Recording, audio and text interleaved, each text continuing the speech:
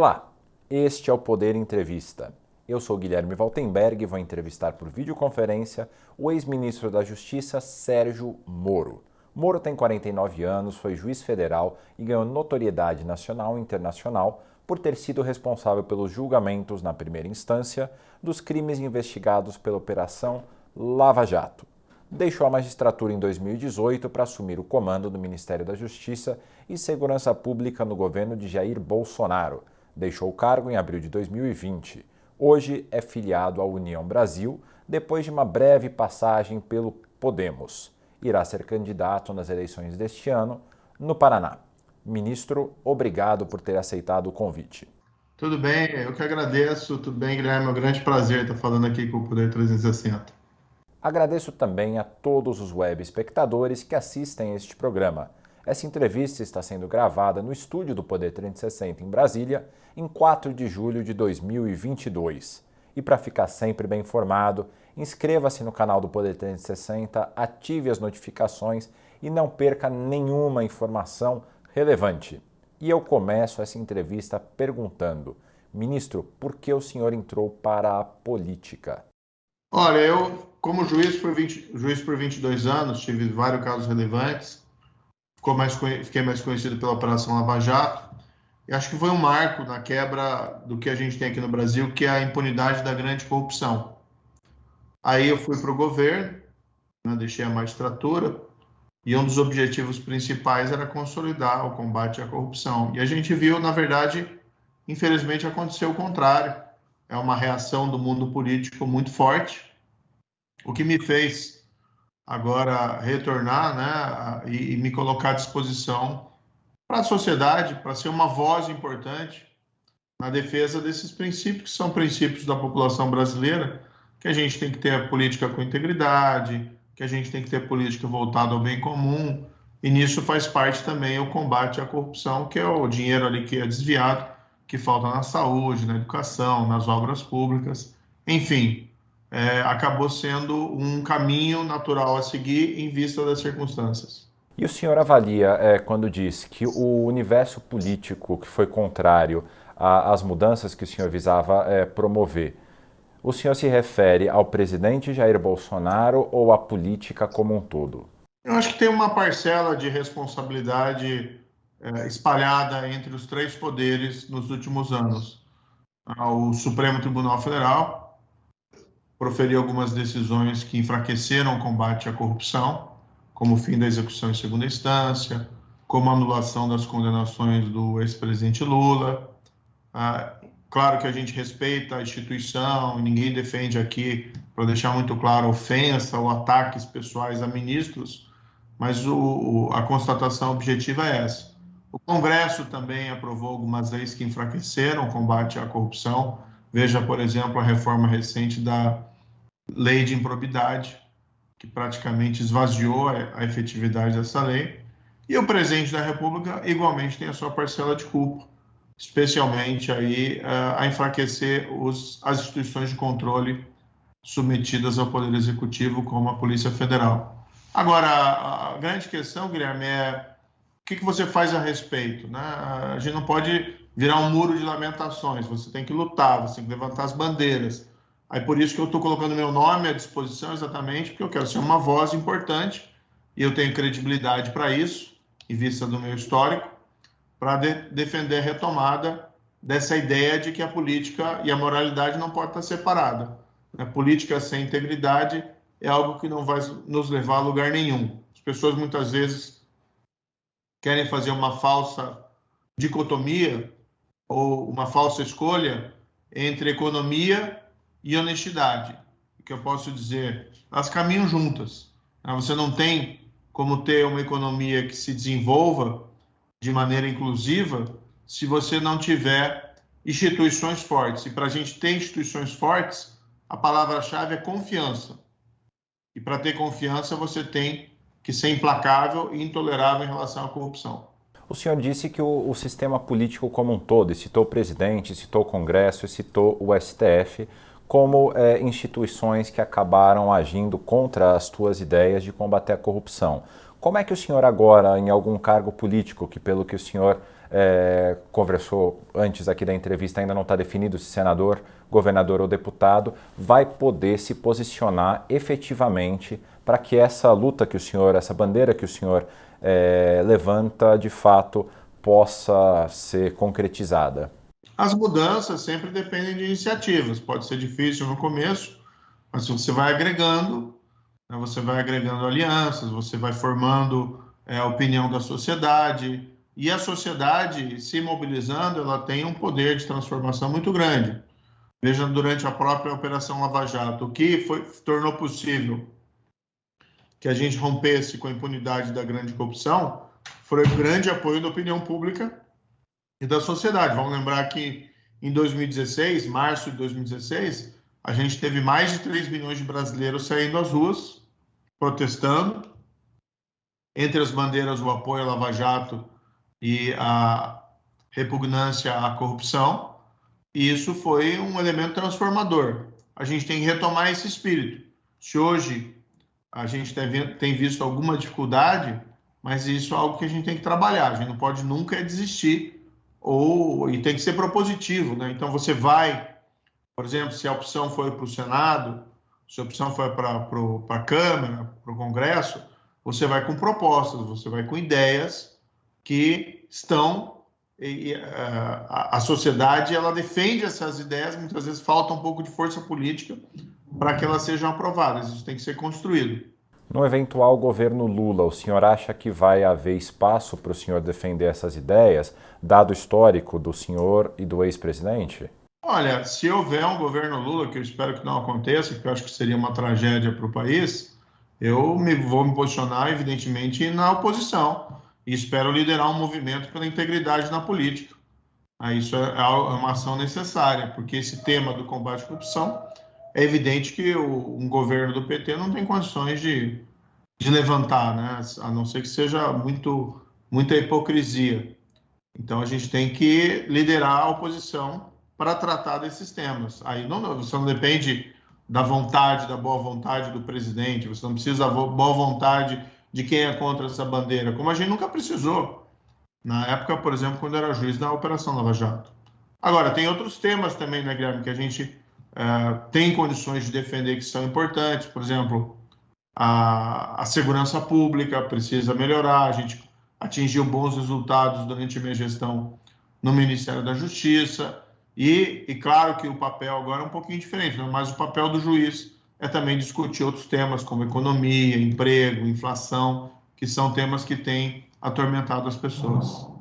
Pensando agora, o senhor disse que caso Lula seja eleito, o senhor faria parte da oposição. O provável segundo turno que a gente tem visto pelas pesquisas é entre justamente Lula e Bolsonaro. O senhor apoiaria algum deles no segundo turno? Eu apoio o Luciano Bivar, que é pré-candidato à presidência pela União Brasil, que vai apresentar suas propostas durante o período de campanha, já tem feito a pré-campanha, e não penso em nenhuma outra hipótese além dessa. Falando agora especificamente na sua campanha, o senhor ainda não definiu qual o cargo que vai concorrer. Fala-se muito no Senado e o senhor, inclusive, recentemente compartilhou nas redes sociais uma pesquisa que mostra o senhor liderando a corrida por essa posição no seu estado. O que falta para o senhor definir qual a posição ao qual o senhor vai se candidatar? Olha, eu acho que eu tenho tempo, né? Então, eu não tenho necessidade de definir essas coisas prematuramente. Houve, de fato, essa pesquisa, foi publicada semana passada, que, veja, sem que eu tenha iniciado qualquer espécie de campanha e mal iniciado uma pré-campanha aqui no Paraná, já me colocou na dianteira da corrida eleitoral para o Senado. Eu atribuo esse fato à generosidade e à bondade aí dos paranaenses e o trabalho que a gente fez no passado. Isso nos dá credibilidade, porque acho que esse é um ponto importante, né, Guilherme? A gente ouve muita coisa das pessoas dentro da política, mas a gente sempre fica desconfiado se é verdadeiro ou não. Colocar um exemplo, contra a corrupção, eu ouvi isso aí lá desde 1990, né?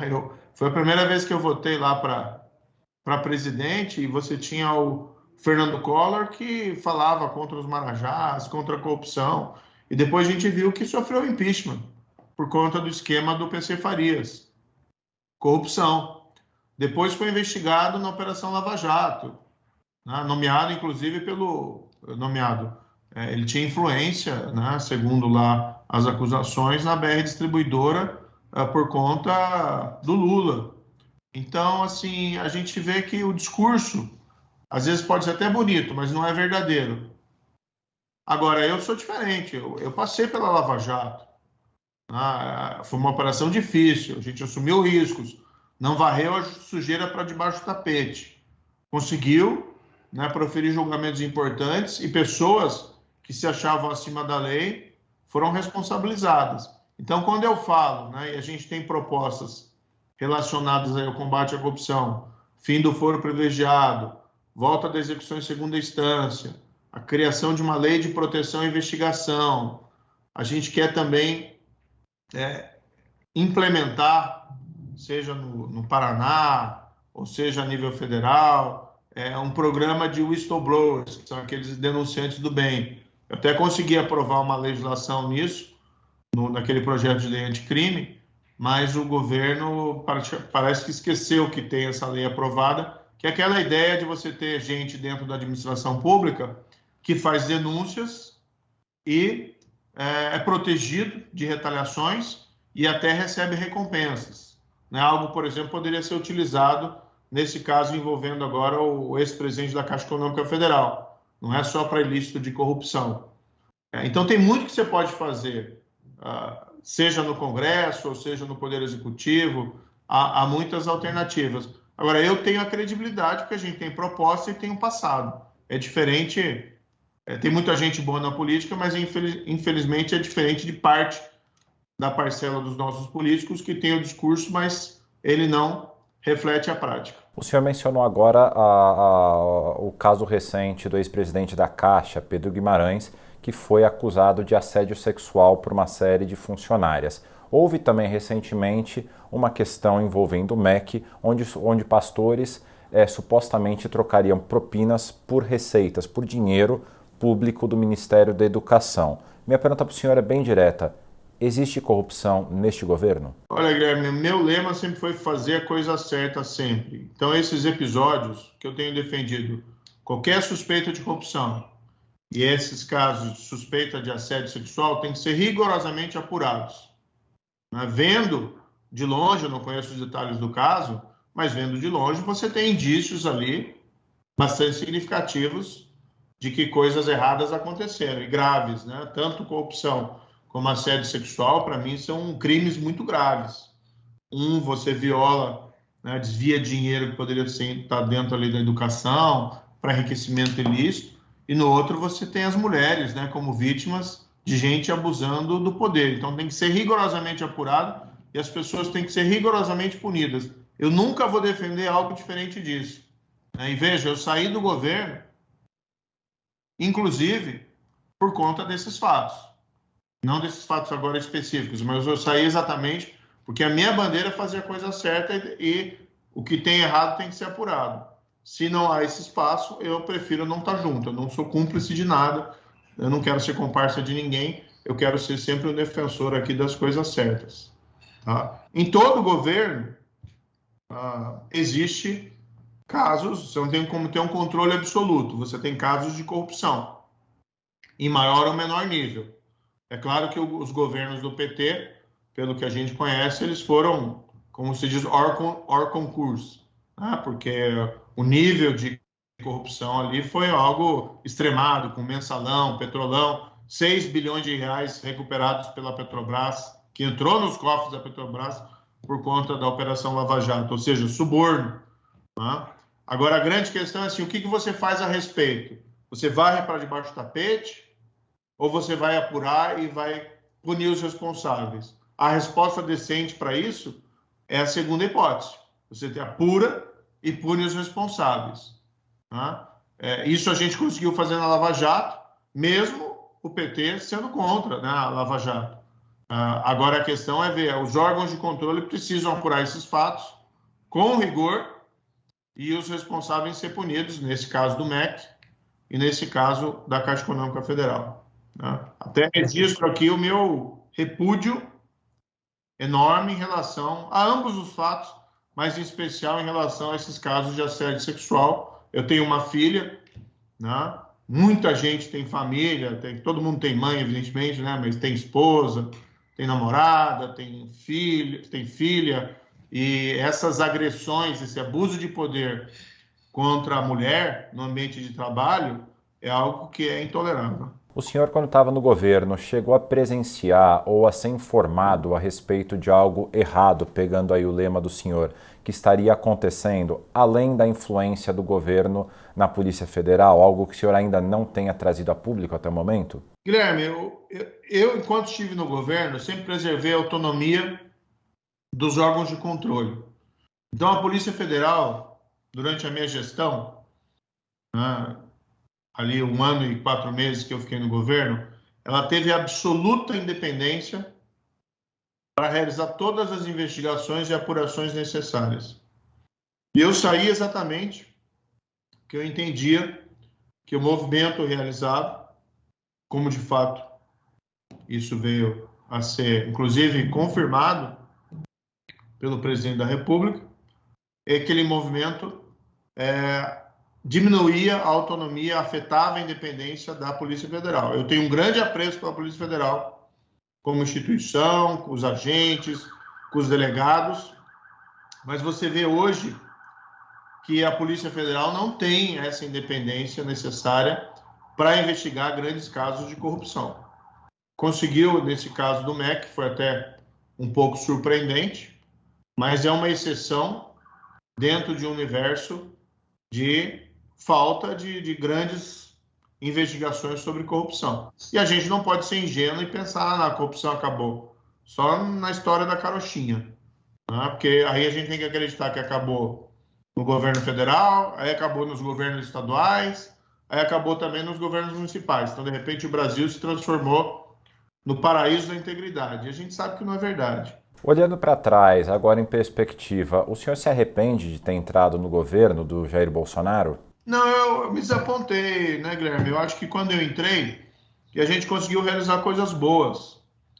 Por exemplo, a gente combateu o crime organizado. Não teve outra gestão do Ministério da Justiça que foi mais rigorosa contra o crime organizado. E se a gente não tomar cuidado, o crime organizado vai tomando conta, vai se filtrando na administração pública, vai se infiltrando nos partidos políticos.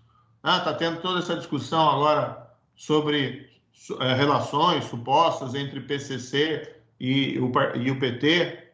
A gente não sabe se isso é verdadeiro ou não, mas se for, isso é algo muito grave.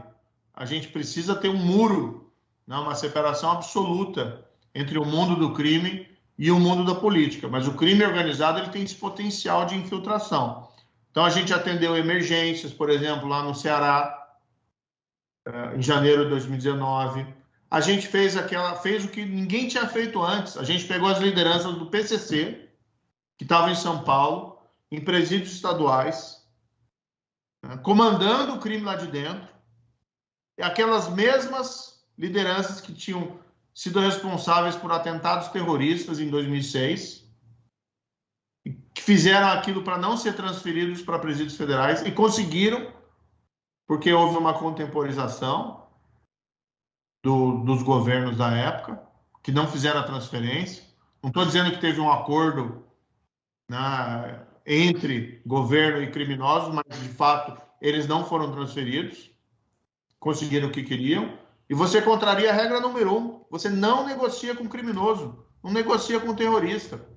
E o que a gente fez? Quando eu assumi o Ministério da Justiça, tinha plano de resgate em São Paulo, dessas lideranças, tinha ameaça de morte a promotor, a juiz. O que a gente fez? Junto com o governo de São Paulo, o novo governo, o governador Dória, a gente pegou as lideranças, e não foi só o chefão, não, a gente transferiu todo mundo que poderia substituir o chefão. Foram lá uns 20 líderes do PCC e transferiram para a Presídio Federal. E eles pisaram o pé no Presídio Federal, a gente mudou as regras. Não tem comunicação externa sem monitoramento. E acabou, para eles foi game over. É um ato significativo que mostra, tá, que a gente não estava brincando. E você vê que em 2019 teve uma queda de assassinatos no país de 22%, segundo dados do IPEA.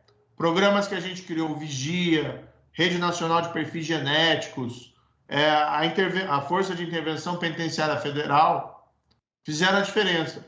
Mas eu tenho certeza que esses atos simbólicos, mas que têm uma força enorme, porque você manda um recado para o mundo do crime, tiveram também importância. Porque boa parte dos assassinatos no país, principalmente nas regiões metropolitanas, estão vinculados ao crime organizado.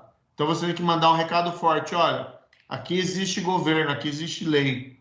Não bang bang, né? Bang bang é idiotice. Lei. E a gente mostrou isso. Então, essas realizações, para mim, são importantes. Mas eu me desapontei por quê? Porque a promessa que me foi feita de consolidar o combate à corrupção, eu não tive apoio. Ao contrário, eu tive rasteira. Eu não tinha como permanecer no governo. Voltando à sua candidatura, o senhor cogita a hipótese de ser candidato a governador do Paraná? Olha, eu tenho uma posição um tanto confortável em relação a isso. A direção nacional do partido e tanto a direção estadual do partido, do União Brasil, já afirmaram expressamente que eu posso escolher o cargo ao qual irei concorrer, mas essa é uma decisão em gestação. A minha preocupação principal é a formulação dessas propostas. Então, a gente está fazendo um projeto que é mais ou menos assim: 5 propostas para transformar o Paraná e o Brasil. Tá? E aí a gente tem na área de corrupção, na área de segurança pública, educação e saúde, geração de emprego e renda, e uma quinta parte a ideia assim, um Paraná que respeita as liberdades individuais, mas também a dignidade das famílias. Essas propostas a gente está levando nessas viagens para conversar com os paranaenses. Estou colocando também nas minhas redes sociais. Estamos colocando no meu site, para a gente discutir e também ouvir sugestões. Então, o primeiro plano é esse: ouvir as pessoas. E depois eu vou tomar essa decisão em relação ao qual cargo devo concorrer. Confesso que aquela pesquisa que saiu do Senado, me colocando ali na liderança, gera uma certa tentação, mas não existe ainda nenhum martelo batido. Caso o senhor concorra ao Senado, provavelmente o senhor vai concorrer contra o Álvaro Dias, que foi um dos maiores incentivadores da sua entrada na política. O senhor já conversou com ele a esse respeito? Como é que seria essa competição? Olha, para mim não está muito definido ainda se o Álvaro Dias vai ser candidato ao Senado ou não. Vamos esperar os desdobramentos até as convenções. Se caso eu e nós sejamos confirmados, né, para concorrer ao Senado, aí é uma discussão que tem que haver ali adiante. De todo modo, a minha história é sempre uma história de construção, né? Então, não tô entrando na política, que eu me considero que eu entrei na política agora, porque como ministro também da Justiça, eu sempre fui visto como um técnico, né? A própria imprensa me tratava dessa forma, dentro daquilo que chamava cota técnica do governo Bolsonaro. Então, agora entrando no mundo da política, mas eu vou entrar no mundo da política, mas não vou abandonar aquilo que eu sou, os meus princípios, os meus valores e a minha postura sempre de construção. Então, entrando na política, eu quero construir algo e não destruir pessoas, como muitos fazem. Então, se houver, de fato, uma competição, algo que não está definido, será em alto nível. Agora, em junho, o Tribunal Regional Eleitoral de São Paulo barrou a sua candidatura pelo Estado paulista. Como o senhor avaliou essa medida sobre o seu domicílio eleitoral? Olha, eu fiz a transferência do domicílio eleitoral, foi a pedido do União Brasil. Na ocasião, eu entendi como objetivo principal era viabilizar a legenda presidencial, que não faria diferença, ele está no Paraná ou em São Paulo, e havia ali um projeto nacional, então acabei concordando, tá? A gente foi amparado pelos advogados, né? Ninguém toma uma decisão dessa sem estar amparado. Então, a gente tinha um amparo tanto da legislação como da jurisprudência, tá? Tanto assim que, se você vai assistir a sessão do TRE, vários dos juízes falam que era hora de rever essa jurisprudência, entendeu? E é nada melhor do que um caso emblemático. Eu, particularmente, acho que isso gera insegurança jurídica. E discordo da decisão do TRE. Acho que a decisão, juridicamente, ela foi errada, a não ser que você realmente quisesse mudar a jurisprudência. Mas, tendo havido a decisão, nós fizemos uma avaliação aqui e para mim, não fica ruim voltar ao Paraná. Pelo contrário, eu fiquei radiante, fiquei contente, fiquei feliz, né? O Paraná é onde eu nasci, cresci, constituí família e fiz talvez o trabalho mais importante da minha vida, que foi a Operação Lava Jato. Então, para mim, aquilo acabou sendo motivo de felicidade.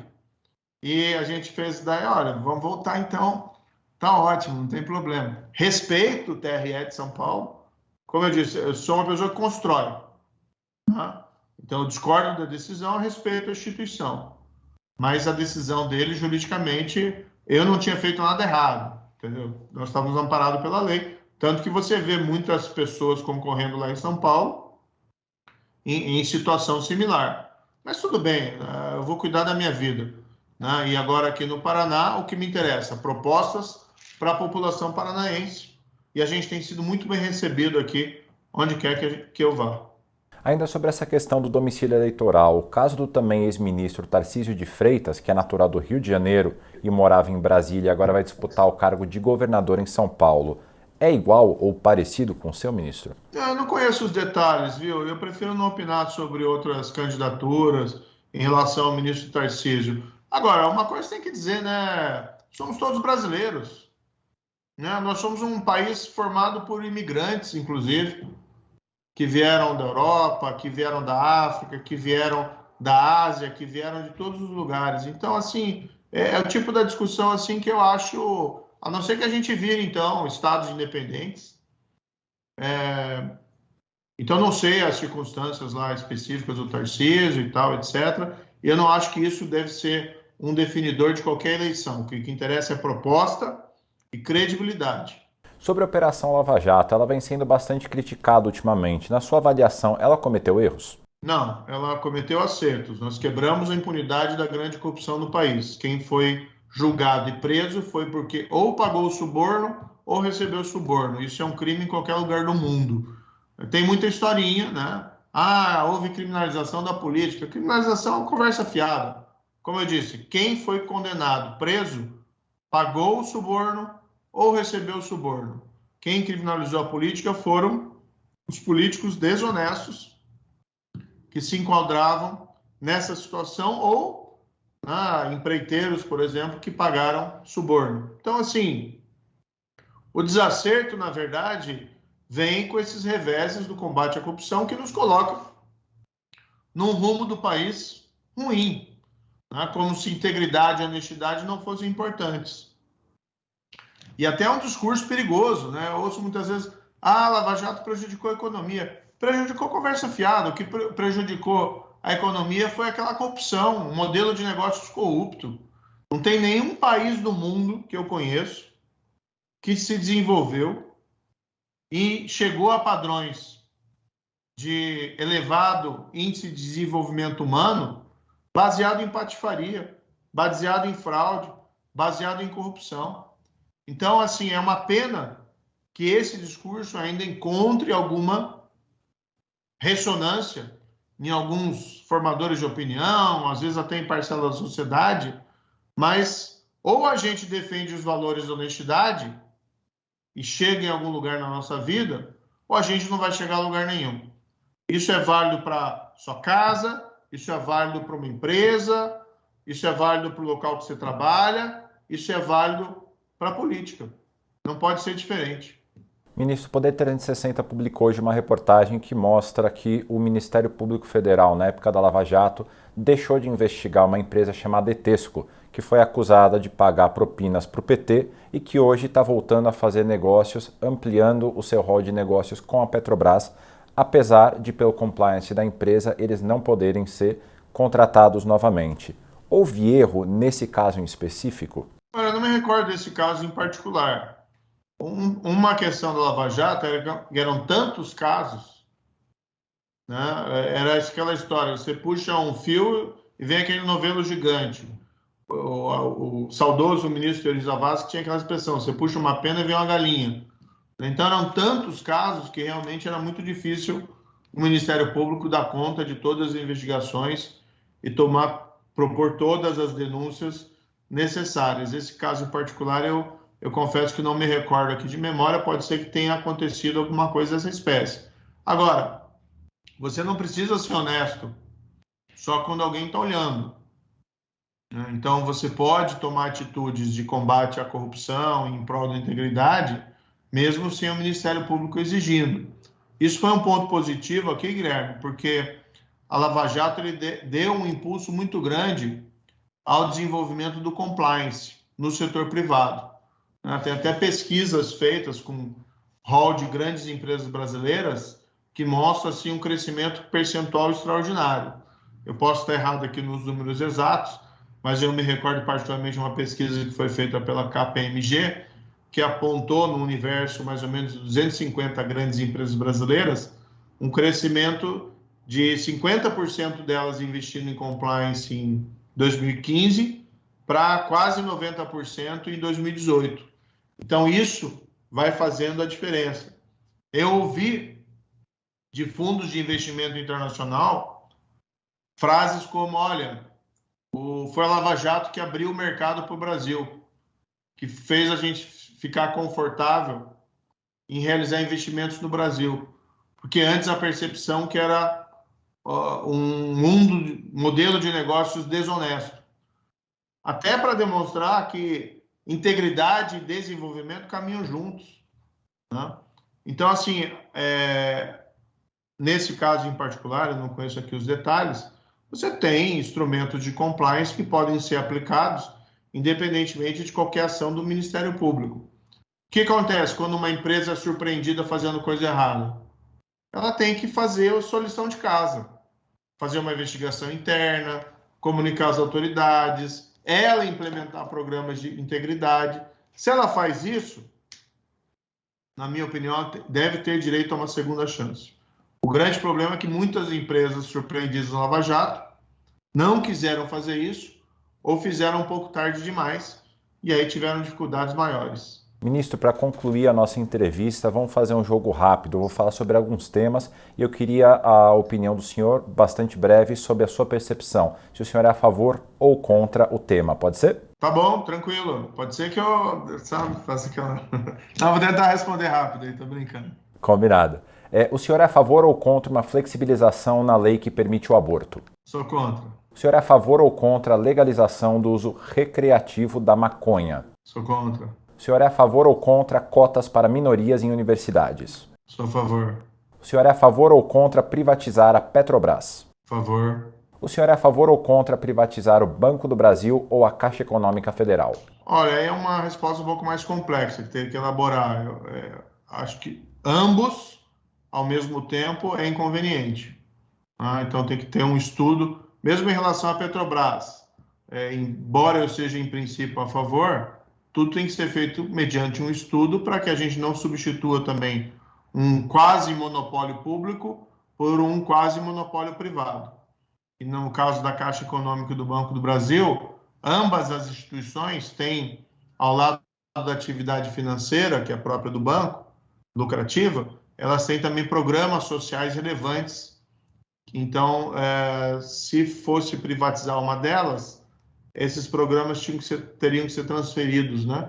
Ou, de alguma forma, disponibilizados a toda a rede de instituição financeira na forma de um programa diferenciado. O senhor é a favor ou contra as regras das leis trabalhistas, a CLT? Essa também tem que ser um pouco mais elaborada. Eu acho que o emprego, muitas vezes, acaba a possibilidade de você criar empregos, de você fomentar o mercado de trabalho, fica um pouco engessado por uma certa rigidez das regras trabalhistas. Mas um ponto importante, que aí entra na resposta, é que a gente precisa desonerar a folha de salários, especialmente daquelas pessoas que ganham menos. Então, o que você paga hoje de tributo, seja de contribuição previdenciária, seja de imposto de renda, descontando na fonte do trabalhador, é muito grande. Então, a gente tem que ter um mecanismo, até está dentro das propostas do União Brasil, na candidatura do Luciano Bivar, uma desoneração de quem ganha até 5 salários mínimos com a substituição por um outro tributo.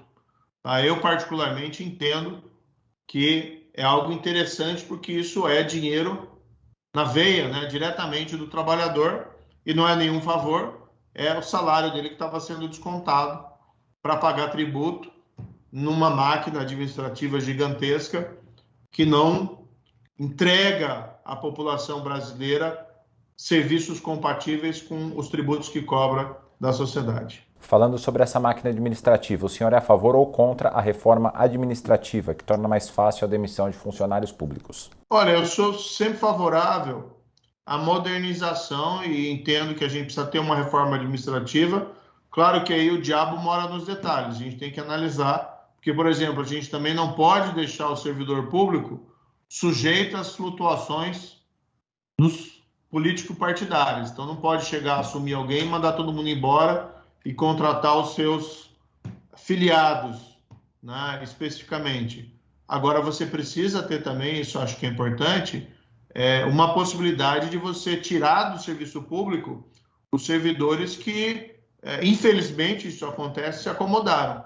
Tem muita gente que se dedica, e eu vejo, eu fui juiz por 22 anos, né, isso eu vi, presenciei. Tem muita gente que se dedica com afinco, e infelizmente tem, e não é uma parcela desprezível, que se acomoda e encara o serviço público de uma forma diferente, não como uma dedicação à população, mas como um meio de, vamos dizer assim, de estar lá sem ser cobrado por desempenho. Então, precisa ter uma cobrança de desempenho, até para você poder premiar o bom servidor. E o senhor é a favor ou contra o projeto contra as fake news em tramitação no Congresso? Nós temos que analisar isso com muito cuidado para que, a pretexto de combater as fake news, nós não tenhamos censura prévia.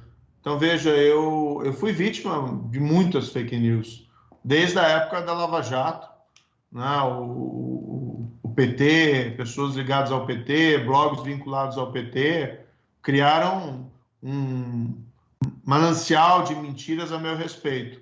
Quando eu saí do governo, fui atacado pelo, né, vamos dizer assim, outro extremo político, também com uma série de mentiras. E até hoje eu sou atacado, né? Então isso me aborrece bastante. Claro que eu sei que a verdade prevalece, mas nós deveríamos ter um debate público não contaminado por todas essas fake news. Sem nenhum problema aqui, Guilherme, opinião. Então, por exemplo, se você não gosta, não estou dizendo que é o seu caso, né? Mas se a pessoa não gosta da Lava Jato, acha que teve erros, tal, tudo bem, faz uma opinião crítica. Agora, mentir desvaladamente, né? Por exemplo, falam até hoje aí que é a coisa mais absurda que eu sou agente da CIA, né? Então, essas fantasias. Mas tem gente que leva isso a sério. Então, o debate público acaba sendo contaminado pela fake news. Agora, me preocupa quem vai determinar quem que é fake news e o que não é. E como é que você vai fazer esse controle. Eu acho que você ter alguns instrumentos é importante, mas a gente tem que tomar muito cuidado para, de repente, a gente não colocar numa instituição específica, sem transparência e não destituída de interesses, o papel de censor da sociedade. Então, isso me preocupa muito. A gente viu agora, recentemente, até ontem, né, uma liminar judicial proibindo divulgação lá de informações sobre o contrato entre aquele luva de pedreiro e o seu empresário, que embora seja um fato privado, não é um fato que tem um certo interesse público em torno da opinião pública, até porque a percepção que existe é que havia alguma espécie de exploração indevida daquele rapaz. De repente vem uma liminar judicial dizendo, não pode veicular, não pode divulgar. Por quê? Né? Quer dizer, censura prévia, voltamos lá ao tempo do AI-5, ou coisa parecida com censura. Então, eu sou contra qualquer espécie de censura também. Então, é um tema que, infelizmente, não posso dar aquela resposta no bate-pronto. E o senhor continua favorável ao chamado excludente de ilicitude? Não, isso foi muito mal compreendido na época, né? Essa era uma bandeira do presidente da República e a gente colocou no projeto de lei anticrime para ser discutido no Congresso. Mas o projeto de lei anticrime tinha uma série de medidas muito mais relevantes, como a volta da execução em segunda instância, que a gente, infelizmente, não conseguiu aprovar. Mas olha, por exemplo, o que a gente conseguiu aprovar? A execução imediata dos vereditos do Tribunal do Júri. O Tribunal do Júri é o que julga os assassinatos, homicídios ou feminicídios. E a gente conseguiu aprovar na lei que se a pena for maior de 12 anos, já se executa de imediato. Então, para daquele cara ser julgado, não, um acusado ser condenado por homicídio qualificado ou feminicídio qualificado, às vezes por motivos fúteis e de meio atroz, e ele sai pela porta da frente do júri com aquela sensação de impunidade. Então, hoje não, ele é imediatamente preso. A gente conseguiu acabar no projeto de lei anticrime com as saidinhas para crimes hediondos. No projeto, a gente acabava com saidinhas para qualquer crime violento, né, seguido de morte. Mas o Congresso foi mais restritivo. Mas ainda assim foi um avanço. A excludente estava naquele conjunto que ia ser avaliado pelo Congresso. O Congresso não aprovou, tudo bem, faz parte. E a excludente que a gente estava propondo, Guilherme, vamos deixar bem claro, não era uma licença para matar, não. O texto que a gente pegou, igual ao artigo 33 do Código Penal alemão e, por coincidência, do artigo 33 do Código Penal português. Em nenhum desses países, Alemanha ou Portugal, se diz que existe uma licença para matar. Pelo contrário. Então, nossa proposta era uma proposta bem ponderada e bem diferente, vou dizer, do que algumas que são defendidas por aí. Era algo assim bastante moderado. E uma última pergunta sobre o meio ambiente. Como promover a preservação e, ao mesmo tempo, o desenvolvimento da Amazônia? É possível? É totalmente possível, né? Hoje a gente está nesse mundo de transição para uma economia digital. Isso a gente tem que se preocupar muito com a educação hoje dos nossos filhos. E, inclusive, no setor público, se o ensino público está tendo essa atenção necessária para isso. E também um mundo de transição energética, né? Uma economia baseada em combustível fóssil, de uma economia indo para uma transição de energia renovável. E esse é um ponto importante. O Brasil tem, sim, condições privilegiadas para desenvolvimento de energia renovável, eólica, solar e ainda o biocombustível, especialmente essa nova tecnologia que estamos falando do hidrogênio verde. Em relação à Amazônia, ela é um grande tesouro para o Brasil. Você tem que, sim, reprimir o desmatamento e a queimada ilegal. Não, tanto o desmatamento como a queimada ilegal privilegiam lá, beneficiam um punhado de empresas, às vezes até empresa vinculada a crime organizado. Então, isso tem que ser reprimido. Do outro lado, você tem que encontrar alternativas de desenvolvimento sustentável para a população que mora na Amazônia, que também não pode viver lá apenas da floresta. E uma alternativa para isso é o desenvolvimento do mercado de crédito de carbono, que o Brasil deveria assumir um papel de protagonismo, né, como liderança mundial em relação a esse tema. Infelizmente, isso não tem acontecido. No fundo, a minha percepção é que o Brasil pode ser tanto o celeiro de alimentos do mundo, pela potência que é a nossa agropecuária, mas igualmente ser a liderança do mundo em preservação ambiental, porque a gente tem, e esse é um ponto importante, um tesouro que é a maior floresta tropical do mundo. Eu viajei recentemente para a Alemanha, quando eu estava ainda na pré-candidatura presidencial, e o que se fala na Alemanha muito é que a floresta amazônica é o pulmão do mundo. Se é ou não é cientificamente, eu confesso para você que eu não sei. Tá? Mas essa percepção tem que ser utilizada em nosso favor e não contra. Agora, a gente precisa fazer a nossa parte, preservar a floresta e buscar desenvolvimento sustentável. Com isso, os investimentos virão, né? E o Brasil pode ser uma nova fronteira mundial de desenvolvimento. Não com Lula, né? E tampouco, a meu ver, com Bolsonaro. Tem gente que gosta, eu particularmente acho que não são opções boas. Chega ao final esta edição do Poder Entrevista. Em nome do jornal digital Poder 360, eu agradeço ao ex-ministro Sérgio Moro. Muito obrigado, Guilherme. Foi um prazer. Agradeço também a todos os web espectadores que assistiram a este programa. Essa entrevista foi gravada no estúdio do Poder 360, em Brasília, em 4 de julho de 2022. E para ficar sempre bem informado, inscreva-se no canal do Poder 360, ative as notificações e não perca nenhuma informação relevante. Muito obrigado e até a próxima.